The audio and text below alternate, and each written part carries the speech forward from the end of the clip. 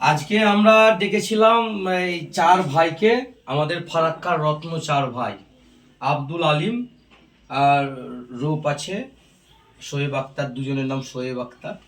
এরা ধুলিয়ান হাই মাদ্রাসা থেকে পার্টিসিপেশন করেছিল 25তম রাজ্য মাদ্রাসা স্পোর্টসে, এবং তারা বিভিন্ন ইভেন্টে অংশগ্রহণ করে ফার্স্ট, সেকেন্ড, থার্ড হয়ে ধুলিয়ান হাই মাদ্রাসাকে গর্বিত করেছেন এবং গোটা ফারাক্কাবাসীকে গর্বিত করেছে। তাদের এই সাফল্য আমরা ভীষণভাবে আনন্দ পেয়েছি। পাশাপাশি আর নতুন প্রজন্মের আরও যারা আছে তাদেরকে অনুরোধ করব যে তোমরা মোবাইলটা ছেড়ে মাঠে নামো, পড়াশোনা করো বেশি করে মন দিয়ে।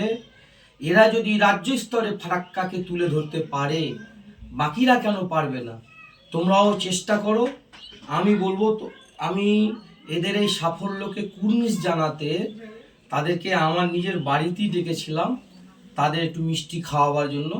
মিষ্টি খাওয়ালাম, একটু করে একটা স্মারক উপহার দিলাম যে বেটা তোমাদেরকে আরও এগিয়ে যেতে হবে, বললাম আরও অনেক দূর যেতে হবে এবং ফারাক্কার মান মর্যাদা সম্মান, ফারাক্কাকে গৌরবান্বিত করতে হবে।